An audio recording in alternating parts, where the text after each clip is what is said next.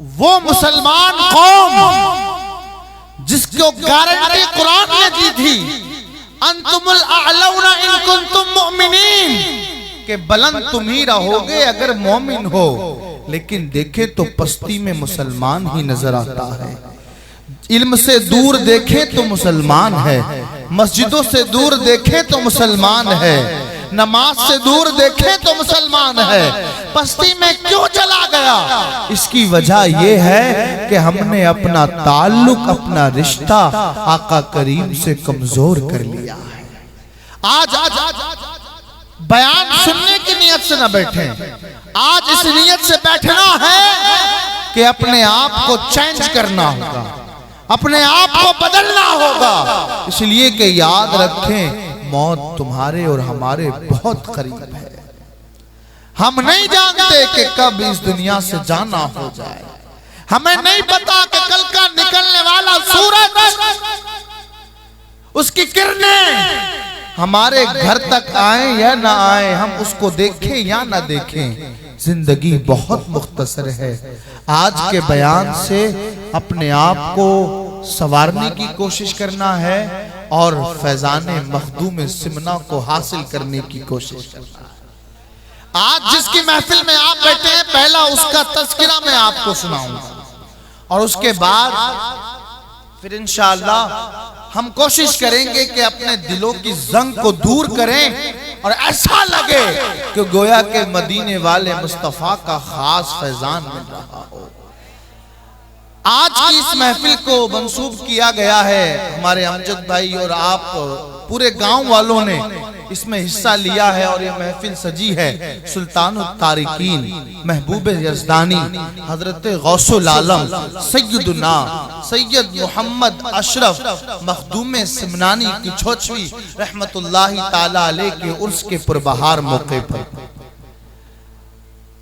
यकीन जानिए, अगर आप चाहते हैं कि हुजूर मखदूम सिमनानी का फैज़ नसीब हो जाए तो आज ये नियत करके बैठे कि इंशाअल्लाह अपने आप को बदल करके उठेंगे। ये नियत है या नहीं है? है नियत तो हाथ बुलंद करें इंशाअल्लाह। आगे से पीछे तक सब हाथ बुलंद करें इंशाअल्लाह। फैजाने मखदूमी हासिल करेंगे और अपने आप को बदलने की कोशिश करेंगे इंशाअल्लाह। और मखदूम सिमना कौन है? कसम खुदा की, इनका अगर फैजान नसीब हो जाए तो बिगड़ों की किस्मत संवर जाती है। फरमाया गया, एक बहुत बड़े आलिम हैं हजरत अल्लामा मुइनुद्दीन चिश्ती, ख्वाजा गरीब नवाज नहीं बल्कि इनके अलावा हमारी जमात के अंदर ही एक बहुत बड़े आलिम गुजरे हैं।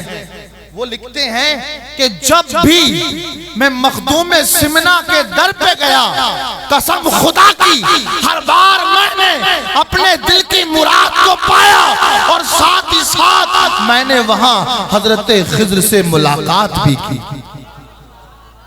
कहते कभी ऐसा नहीं हुआ कि दरे मखदूम पे पहुंचा हूं और मैं खाली हाथ वापस आ गया हूं। इसलिए कि मैंने अपने बुजुर्गों से सुना है, मैंने अपने उलमा से सुना है कि मखदूम सिमनानी फरमाते हैं, जो सिद्क़े दिल के साथ, सच्ची अकीदत से, मोहब्बत के साथ मेरे आस्थाने पे आए और उसे उसकी मन की मुराद ना मिले तो कल क़यामत के दिन वो मेरा दामन पकड़ गए। ये वादा है मखदूम सिमना, लेकिन ये उसे ही मिलेगा जो मखदूम सिमना की रविश पे चलता होगा, जो उनकी जिंदगी को आइडियल बनाता होगा। उनकी जिंदगी कैसी है और हमें कैसा बनना, मैं आपको इंशाअल्लाह। हजरत मखदूम अशरफ समनानी रहमतुल्लाहि ताला अलैह ये इमाम हसन की भी औलाद है और इमाम हुसैन। सुभान अल्लाह, ये हसनी और हुसैनी सैयद हैं, यानी दोनों तरफ से, माँ की तरफ से ये हसनी है और वालिद की तरफ से ये हुसैनी है। ये फातिमा के गुलशन के वो फूल हैं कि जिनकी निस्बत सैयदा फातिमा से इमाम हसन के जरिए भी मिलती है और इमाम हुसैन के जरिए भी मिला करती है। वो बाकमाल हस्ती हैं। इनके बारे में मुअर्रिखीन ने लिखा है कि हजरत मखदूम समनानी ने 5 साल की उम्र में पूरा कुरान 7 क़िरात के साथ हिफ्ज कर लिया था। अब आप गौर करें, उम्र कितनी है? 5 इयर्स, ओनली 5 साल की उम्र है और पूरा कुरान याद कर लिया 7 क़िरात के साथ। अब आप गौर करें, मेरे और आपके बच्चे क्या कुरान याद करते हैं, हाफिज बनते हैं? हमने ठीक है कुरान को नहीं पढ़ा, तो हमने क्या अपने घर में हाफिज कुरान बनाने की कोशिश की? लेकिन याद रखें, अगर कुरान पढ़ना नहीं आता तो कुरान तो नमाज में मुतलक क़िरात तो फर्ज है, नमाज का एक अहम फरीजा है।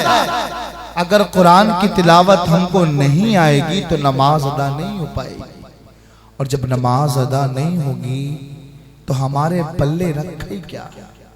चंद ही तो इबादात हैं, चंद ही तो हम चीजें अदा करते हैं, नमाज पढ़ लेते हैं वो भी कभी कभी, और वो पता नहीं अल्लाह की बारगाह में कबूल है या मरदूद है।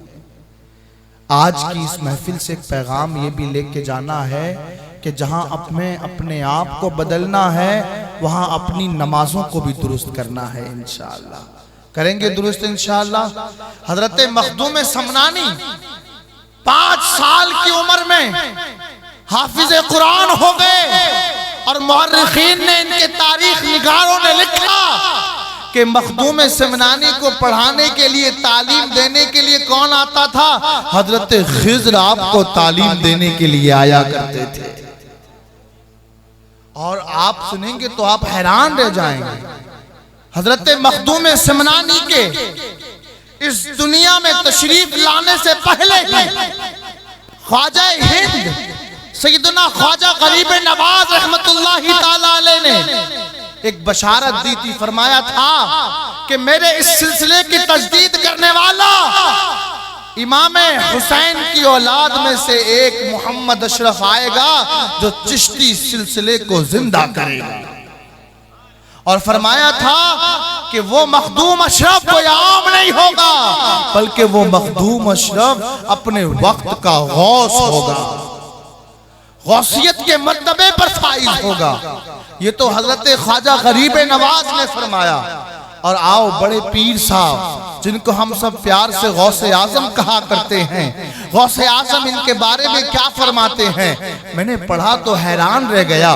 गौसे आजम ने फरमाया, गौसे आजम की करामात के हवाले से किताब के अंदर हजरत अल्लामा शेख अब्दुल हक मुहद्दिस दहलवी ने मुहक्किक अल इत्लाक है, कोई आम शख्सियत नहीं है, किसी आम किताब से मैं ये नहीं पढ़ रहा, बल्कि इंतहाई मोतबर और दियानतदार शख्सियत ने अपने नौके कलम से इस वाक़ये को तहरीर फरमाया है कि हुजूर गौसे पाक रहमतुल्लाहि ताला अलैह बैठे हैं बगदाद की सरजमीन पर, आपकी खानका लगी है, मुरीदीन मौजूद हैं, मुतवस्सिलीन मौजूद हैं, आपसे प्यार करने वाले मौजूद हैं, आपसे दीवानगी की हद तक इश्क रखने वाले मौजूद हैं, आप नसीहत कर रहे हैं, आप वाज दे रहे हैं, लोगों को समझा रहे हैं, लोगों को अल्लाह के करीब कर रहे हैं। इतने में अचानक क्या हुआ?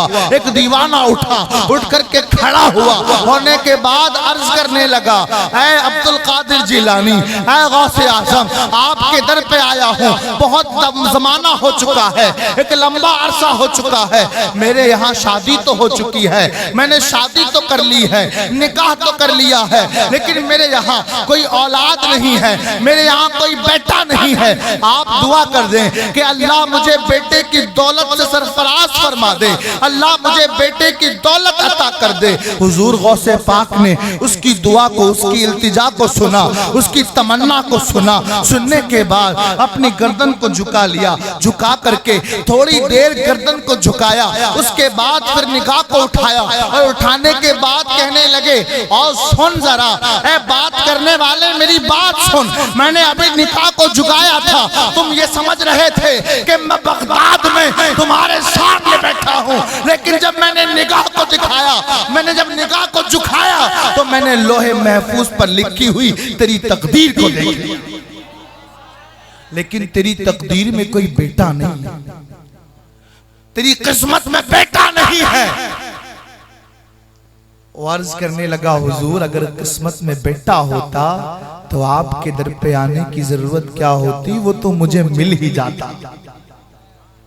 मांगने वालों का अगर अंदाज होता तो फिर हर जगह से मिल जाया करता है। आपने भी देखा होगा जो मांगने वाले होते हैं स्टेशन पर या रोडों पर, उसमें से कुछ तो वो होते हैं जो पीछे लग जाते हैं, जब तक देते नहीं पीछा छोड़ते नहीं। इसी तरह का बंदा ये भी था, खड़ा हुआ, हुजूर अगर किस्मत में होता तो आपके यहाँ आना पड़ता ही नहीं, मुझे वो तो मिलना ही था, किस्मत में नहीं है, इसीलिए तो आपकी बारगाह में आया हूँ। हजरत गौसे आजम रहमतुल्लाहि ताला अलैह ने फिर निगाह को झुकाया और झुकाने के बाद फरमाने लगे, सुन बात यह है कि तेरी किस्मत में बेटा तो नहीं है, लेकिन अल्लाह पाक ने मेरी किस्मत में बेटा लिखा है, जा मैंने तुझे अपना बेटा अता कर दिया। और फरमाने लगे कि वो औलाद मेरी होगा लेकिन पैदा तेरे सुल्ब से होगा। जब उनके यहाँ औलाद पैदा हुई तो उस औलाद का नाम उन्होंने उस लड़के का नाम रखा जिनको बड़े प्यार से लोग मुहियुद्दीन इब्ने अरबी कहते हैं। क्या कहते हैं? मुहियुद्दीन इब्नुल अरबी। इनको सुल्तानुल मुकाशिफीन कहा जाता है। यानी ये वो हैं कि जो निगाह देखें तो लोगों के दिलों के हाल को कश्फ के जरिए पहचान लें। कुछ वली वो होते हैं कि जो निगाह झुकाते हैं तो लोगों के दिलों की हालात, उनकी कैफियत को पहचान लेते हैं। उन ऐसे आला मर्तबे पर फाइज औलिया के सरदार हैं सय्यदुल मुकाशिफीन, सुल्तानुल काशिफीन है मुहियुद्दीन इब्ने अरबी। ये पैदा हुए।